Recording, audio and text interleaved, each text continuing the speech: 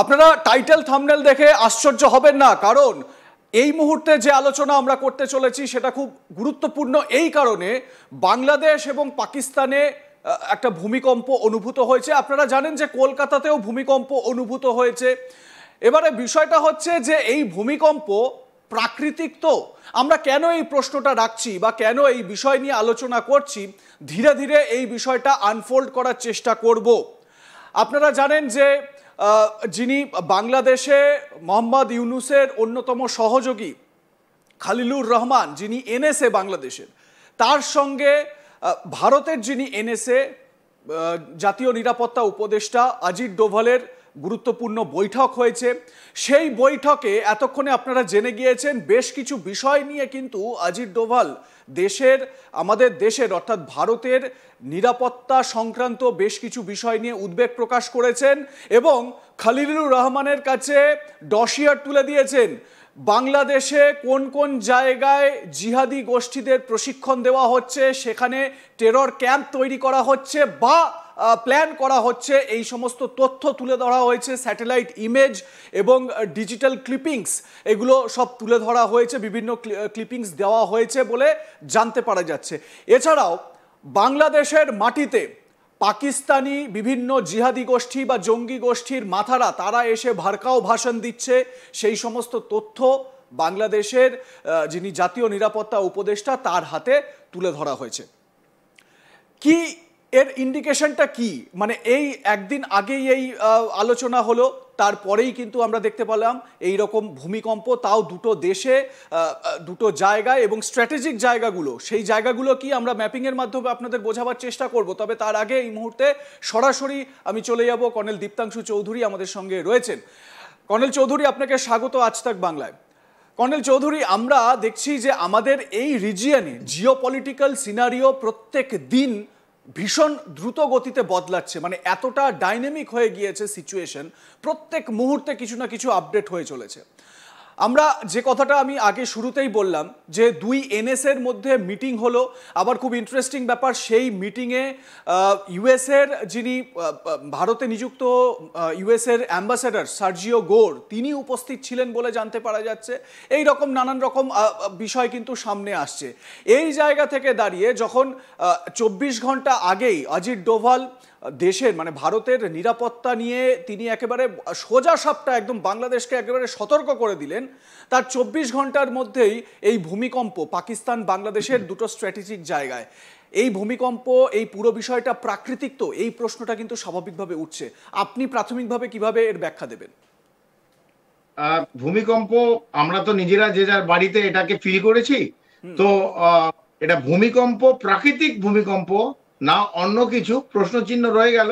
কারণ আমরা তো প্রেসিডেন্ট ট্রাম্প, মার্কিন যুক্তরাষ্ট্রের যিনি প্রধান, তার কথা তো কিছুদিন আগে আমরা প্রত্যেকে শুনেছি। উনি তো খুব পরিষ্কার বলেছে পারমাণবিক যে টেস্টগুলো চলছে বিভিন্ন জায়গায়, সেটা নর্থ কোরিয়া চলছে, রাশিয়া চলছে এবং পাকিস্তানেরও নাম কিন্তু উনি নিয়েছিল। তো আমরা জানি না যে এখন দেখুন বাঘ আসছে বাঘ আসছে বারবার বলা হয়, সেই রাখালের গল্প, সত্যি যেদিন বাঘ আসবে সেদিন আমাদের সবাইকে খেয়ে নেবে, আমরা জানি না।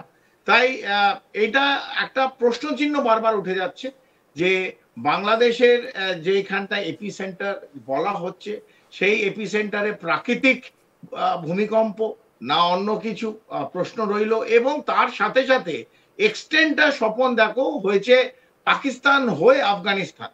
তো একসঙ্গে এতগুলো জায়গায় একইভাবে হওয়া সম্ভব, আমি বলছি না হওয়া সম্ভব না, হওয়া সম্ভব, কিন্তু এই কম্পন যারা ফিল করেছে প্রাকৃতিক না অন্য কিছু, না প্রেসিডেন্ট ট্রাম্প যেসব আমাদের আগে ভবিষ্যৎবাণী করেছিল সেটা না সত্যি হয়ে যায়।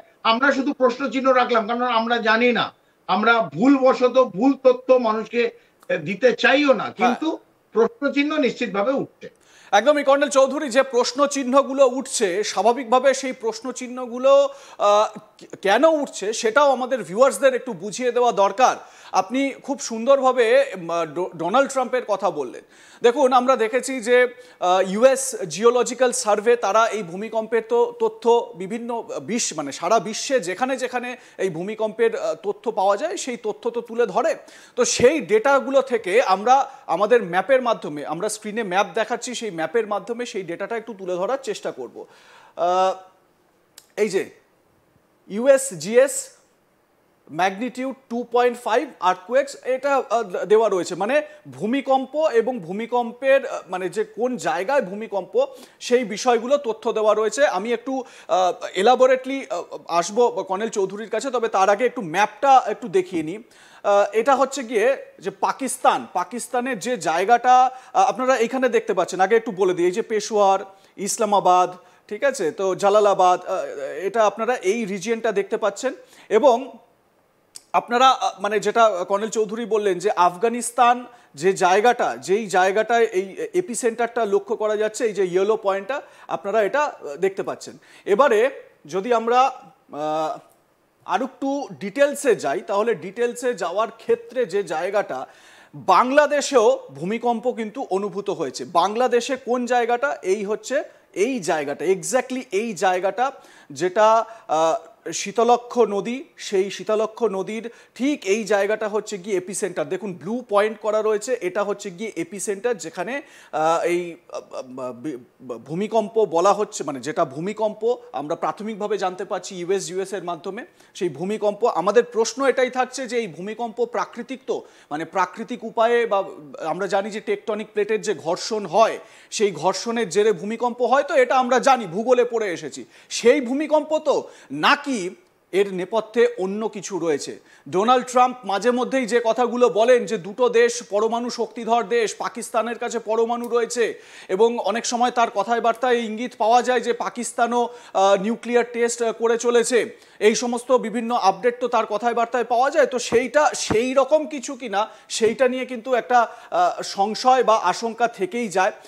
এবারে দেখুন, আমরা যে এরিয়াগুলো দেখাবার চেষ্টা করছি একবার ভালো করে দেখে নিন, যে এই এরিয়াগুলো, যে এরিয়াগুলোতে এই ভূমিকম্পের যে উৎসস্থল, এবং এর জেরে এই যে ঘোড়াশাল পাওয়ার স্টেশন, তাপবিদ্যুৎ কেন্দ্র, এই জায়গাটা কিন্তু ভীষণ রকমভাবে ক্ষতিগ্রস্ত হয়েছে বলে জানতে পারা যাচ্ছে।